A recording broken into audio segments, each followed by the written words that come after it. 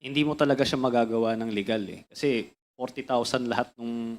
So, footwear, tableware, katulad po nitong nangyaring to, footwear, tableware, kitchenware, wala pong tax na 40,000 buong container. Kung isang container yan. Oo. It should be more. Kung idadaan mo yan ng legal, Answer me. It should be more. it should be more.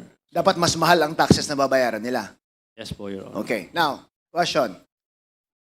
Kung may lalapit sa'yo na sabihin natin gustong pumasok ng 20 containers, you don't ask kung anong laman yan, di ba? Magbibigay sila sa akin ng packing list. Ang packing list may declaration ko ng laman. Yes po. But for you, you take their word na kung ano nakasabi doon sa packing list na yun, yun ang parang you will believe in. Yun ang